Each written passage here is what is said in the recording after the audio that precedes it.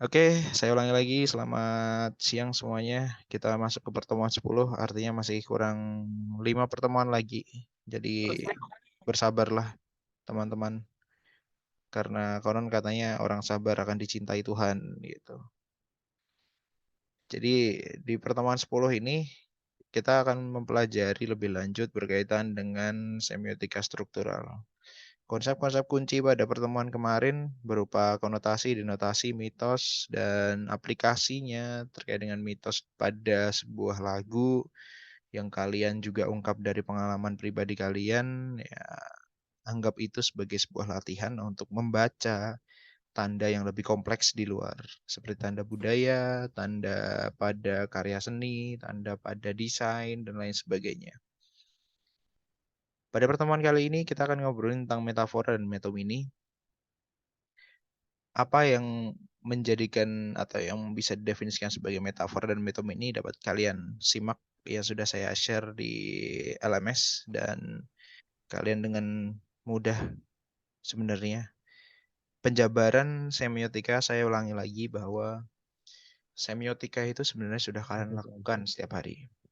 Semiotika sudah kalian lakukan setiap hari. Warna yang hitam. Jadi apa yang kalian interpretasikan terhadap tanda-tanda di sekitar kalian sebenarnya kalian melakukan semiotika. Hanya saja dalam semiotika terdapat konsep-konsep yang membantu menjelaskan sebenarnya apa yang terjadi. Termasuk berkaitan dengan denotasi, kemudian penanda, petanda, signified, signified, kemudian juga ada mitos, ada konotasi, ada termin pertama dan termin kedua atau tingkat pertama dengan tingkat kedua pada wilayah semiotika. Nah, teori berikutnya atau konsep berikutnya. Jadi kalau ngomongin sebuah sebuah ilmu pengetahuan atau sebuah grand teori itu biasanya dia terdiri dari konsep-konsep yang paling mendasar. Salah satu penyusun konsep dari semiotika yang dikembangkan oleh Barthes adalah metafora dan metomini. Yang mana dilandasi prinsip yang menyatakan bahwa fungsi puitis atau memproyeksikan prinsip ekuivalensi dari poros seleksi ke poros kombinasi. Ini bahasanya tinggi sekali. Gini deh, eh konsep metafora metomini ini merupakan turunan dari pemikiran Saussure gitu.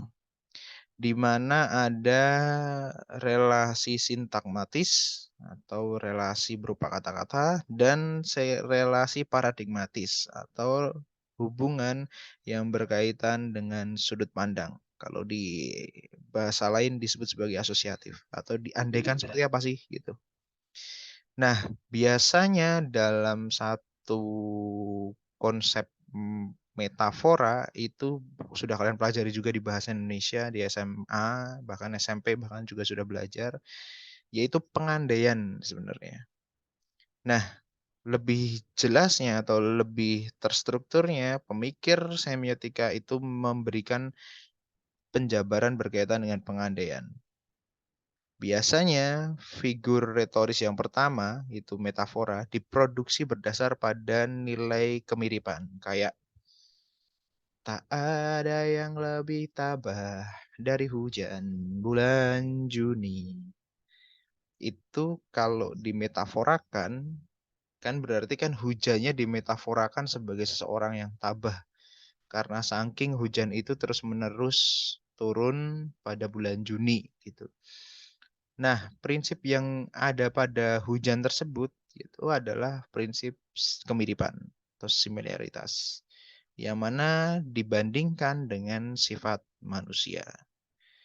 Metafora merupakan perbandingan tersirat di antara dua hal, di mana dalam bahasa sering ditandai dengan kata penghubung seperti bagaikan laksana, jadi kayak pengandaian, kayak tadi tak ada yang lebih tabah dari hujan seperti hujan di bulan Juni gitu.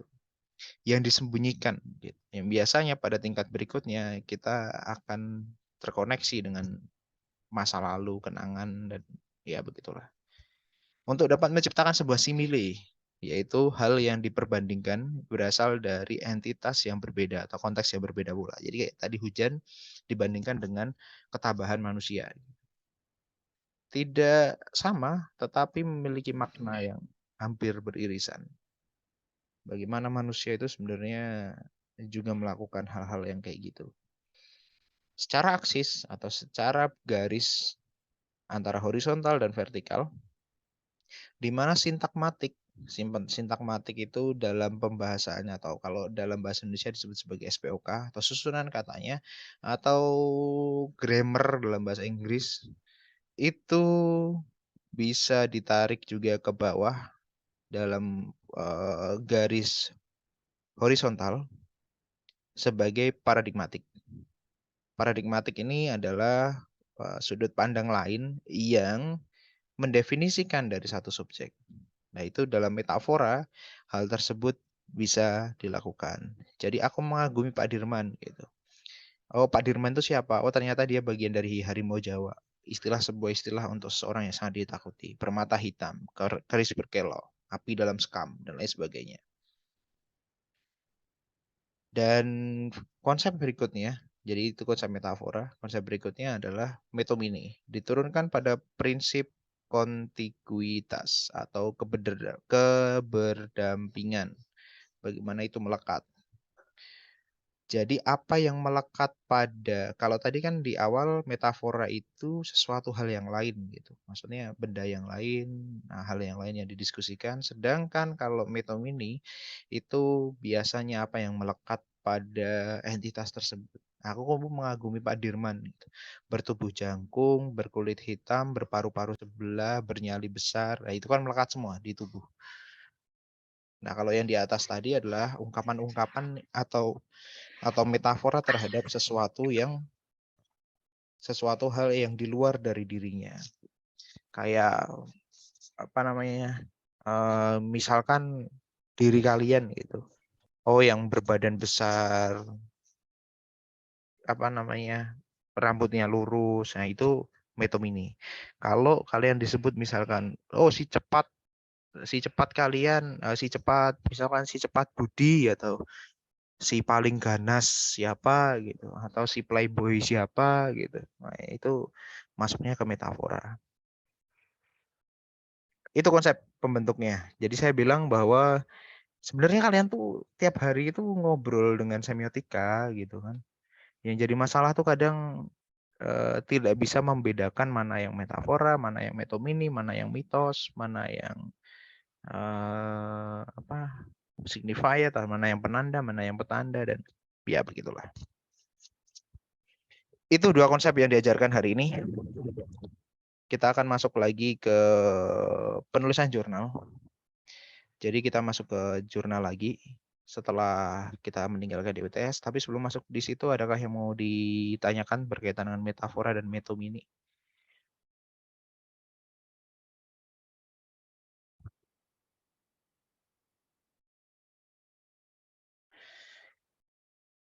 Kalau memang tidak ada pertanyaan, kita next lagi berkaitan dengan jurnal. Jadi kalian tag team lagi dengan teman perjurnalan kalian. Bergumul lagi dengan dia. Kemudian tugas kalian adalah mendefinisikan apa mitos yang dibangun pada objek kajian tersebut, kemudian apa metaforanya, dan apa metomininya. Kebayang nggak sih?